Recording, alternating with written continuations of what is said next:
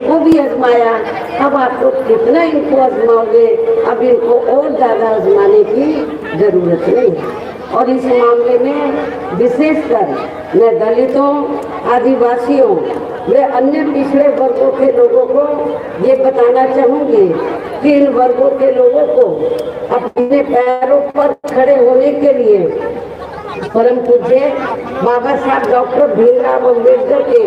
कड़े संघर्ष एवं इनके अथक प्रयासों से भारतीय संविधान के तहत खासकर सरकारी नौकरियों में जो इन्हें आरक्षण की सुविधा मिली है, तो उसका यहाँ कांग्रेस, बीजेपी व अन्य जातिवादी पार्टियों की नई सरकारों में इन्हें पूरा लाभ नहीं मिल पा रहा है। और अब तो ये जातिवादी सरकारें अपने राजनीतिक नफे नुकसान को भी ध्यान में रखकर इनके इस आरक्षण को, जो बाबा साहब डॉक्टर अम्बेडकर के अथक प्रयासों से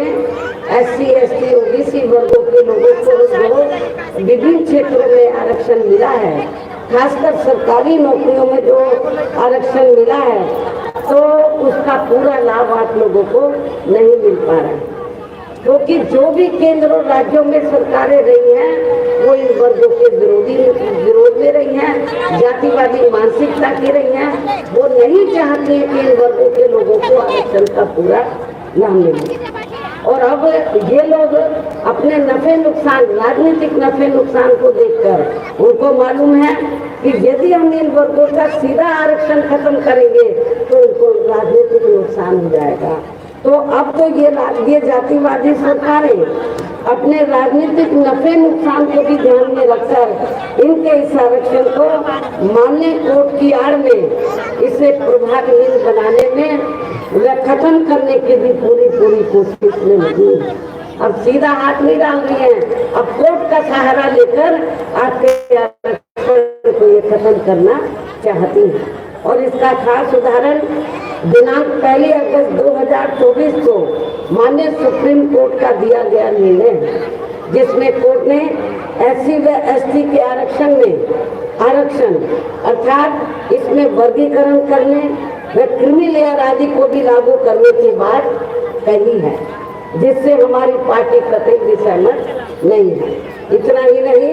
बल्कि कोर्ट के इस निर्णय को प्रभावहीन बनाने वैसे पूर्व की स्थिति में लाने के लिए हमने मीडिया के जरिए केंद्र की वर्तमान भाजपा सरकार से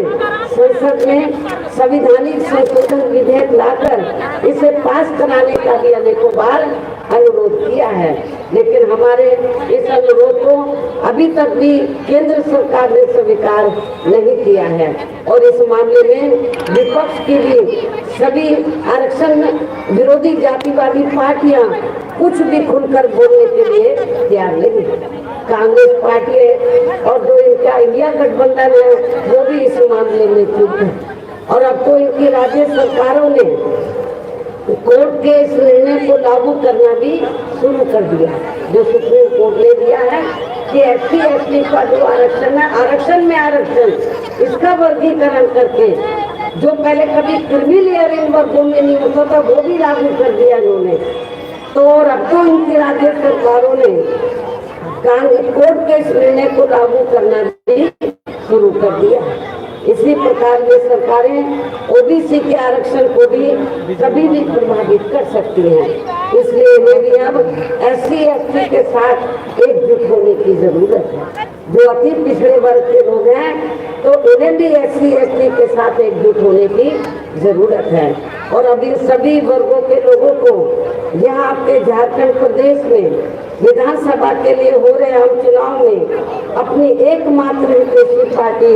DSP की ही सरकार बनाना बहुत जरूरी है। या फिर इनको यानी कि आप लोगों को बैलेंस ऑफ पावर बनकर इस निर्णय को, जो माननीय सुप्रीम कोर्ट का निर्णय आया है SC, ST के आरक्षण को लेकर, इस निर्णय को यहाँ लागू होने से तब तक रोक कर वे लटका कर रखना है जब तक केंद्र की सरकार कोर्ट के इस निर्णय को संसद में संवैधानिक संशोधन विधेयक के जरिए प्रभावहीन बना के या खत्म करके इसे पुरानी स्थिति में बहाल नहीं कर देती है।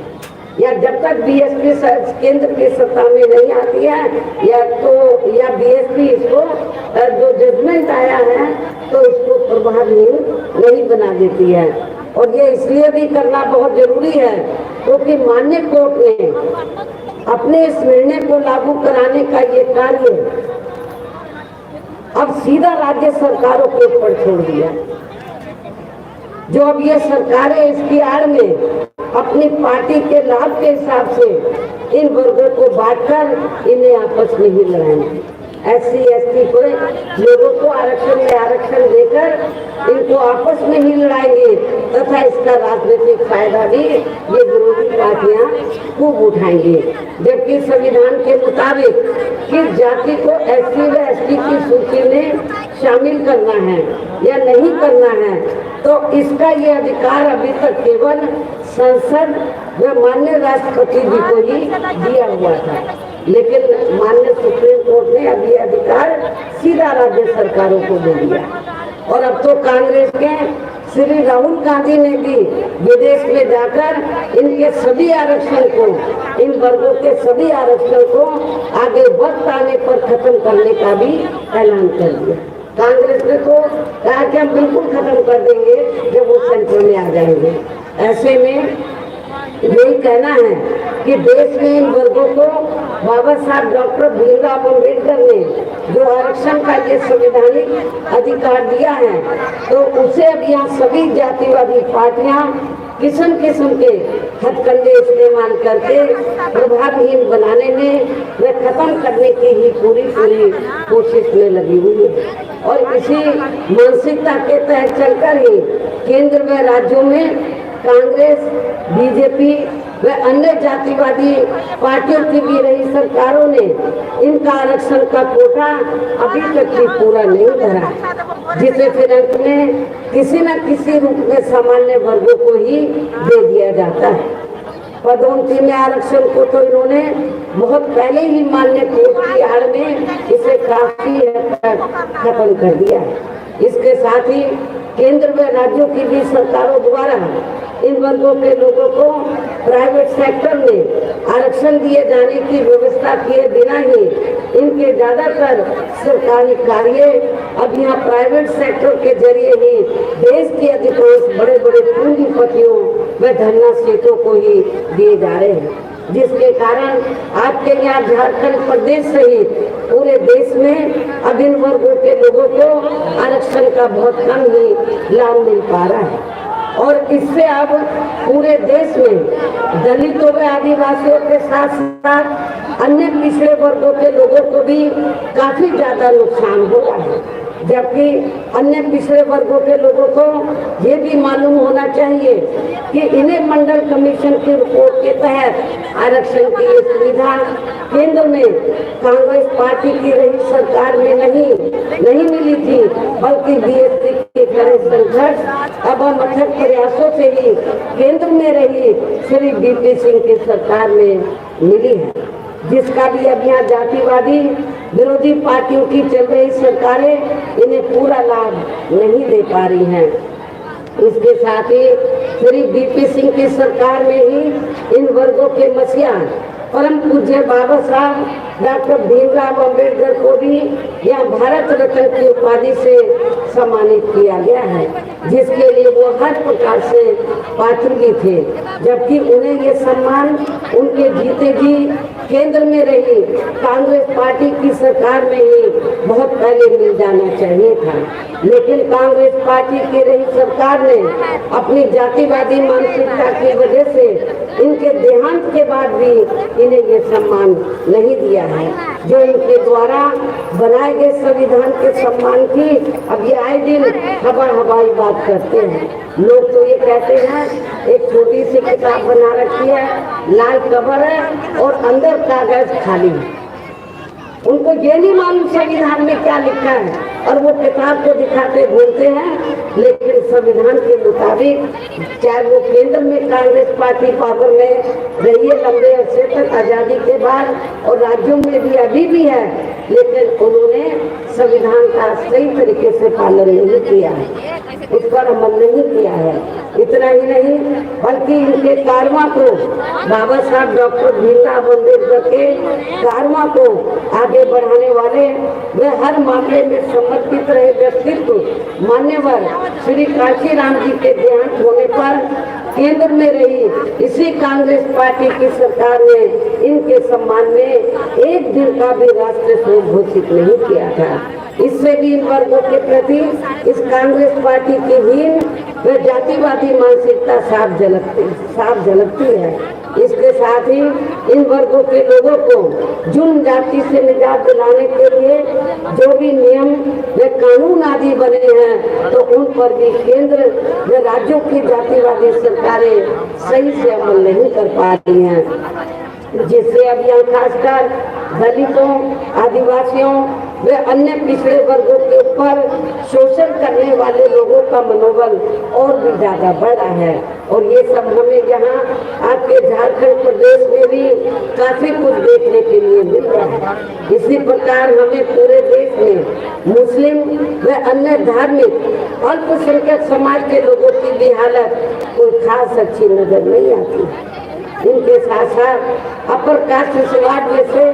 खासकर गरीब लोगों की भी आर्थिक स्थिति अभी भी यहाँ के प्रदेश सहित पूरे देश में काफी ज्यादा खराब ही बनी हुई है। इनके अलावा आपके झारखंड प्रदेश से